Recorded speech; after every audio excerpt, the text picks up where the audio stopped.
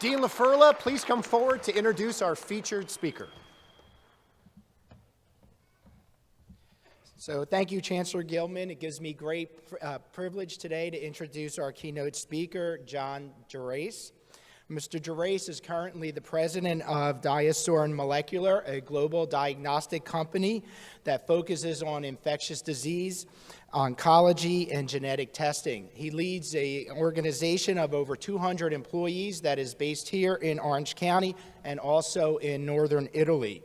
He also co-founded Calabri Biosciences, an investment fund targeting biosensor digital health technologies.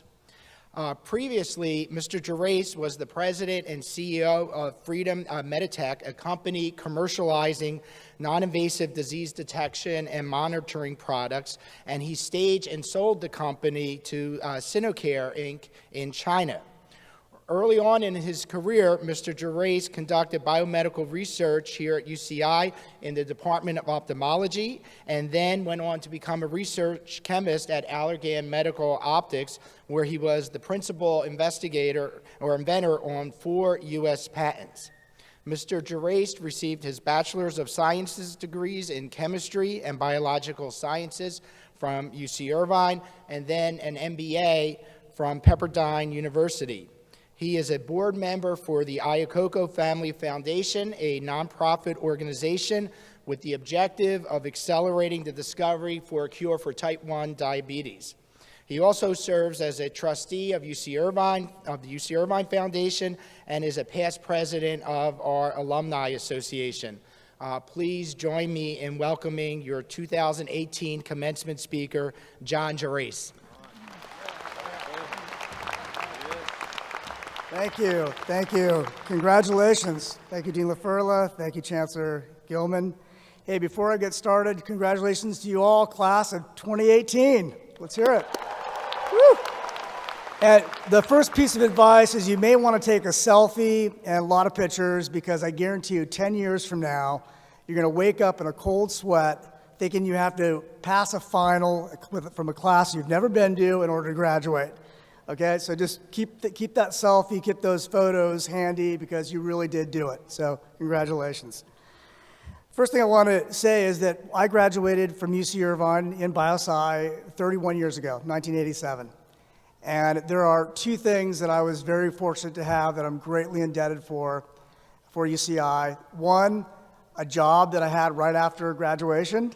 And 2, it's where I met my wife, Evelyn.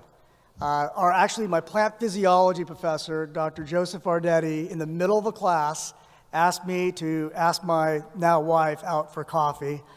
And ever since, it's been a wonderful ride. I owe Evelyn a tremendous amount of credit for the success I've achieved today. I also had the privilege of being involved in a Bio 199 program, undergraduate research. And that was where, my quest for knowledge and curiosity really blossomed. I loved the lab. I loved working in the lab. And it turned out to be that I ended up getting a job from Allergan right as part of my Bio 199 program.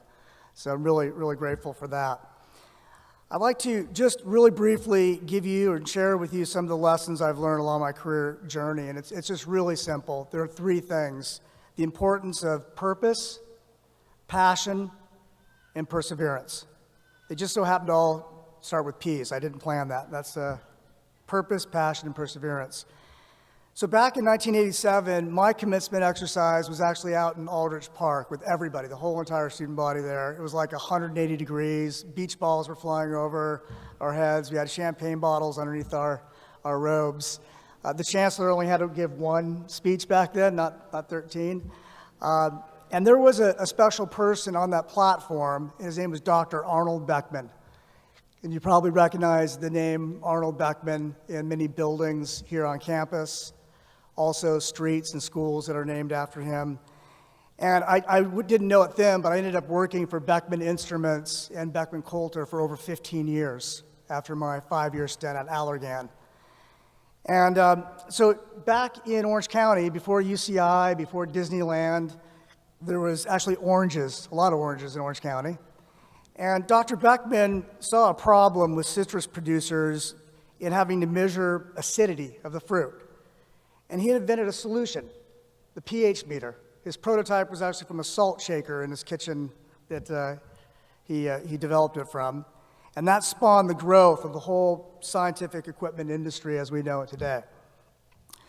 But I want to say that, this whole idea of a problem or a need and a solution is a central element of innovation and entrepreneurialism.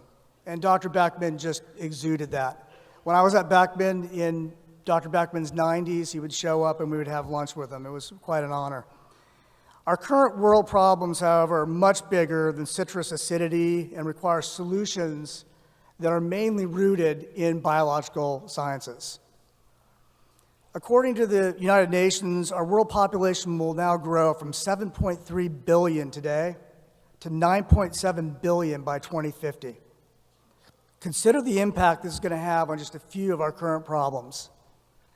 Food and water, for one example. Right now, every 90 seconds, a child dies from water-related diseases. 844 million people around the globe are living without access to safe water.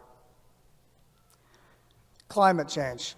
Think about how that's going to be exacerbated with over 2 billion more people on the planet.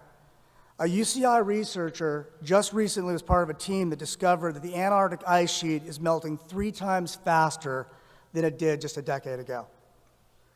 In Louisiana, a football field worth of wetlands vanishes every 100 minutes. It's called the Drowning Coast.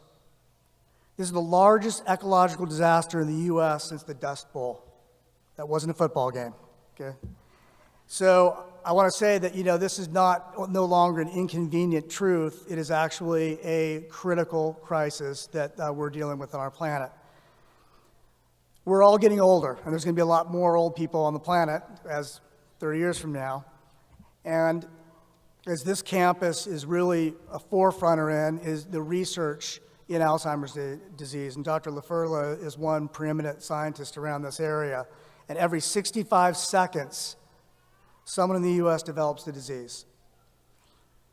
Alzheimer's is now America's most expensive disease, coming in at $277 billion. So that's a lot of bad news, but the good news is you're all here to solve those problems, all right? Yes, exactly. So the things that I've learned on my career journey are really simple. If you engage in and around finding solutions to significant problems, that's your purpose. And if you love your work, it's because of passion. You won't have a job, you'll have a calling. If you could say, hey, they actually pay me to do this, well, that's passion. So if you have passion and purpose, then anytime you get knocked down, and you will, you'll keep getting right back up, and that's perseverance. So it's now well established that talent or intellect may define someone's potential, but does not determine success. It is determined by a combination of passion and perseverance. A biologist argued this in 1869, and his name was Charles Darwin. And in 2016, Angela Duckworth wrote a beautiful book describing passion and perseverance as grit. It's a great book. I highly recommend it. Grit by Angela Duckworth. And that is the key determining factor for success.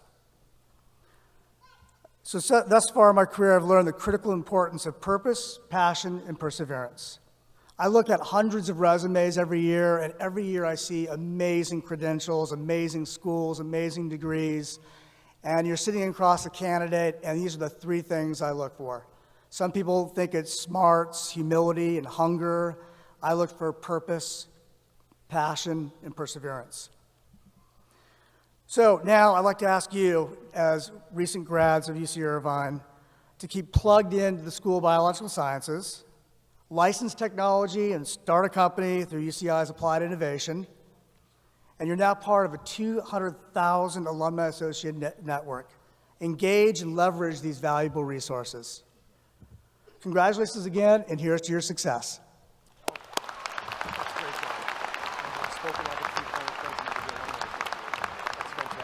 John, thank you so much.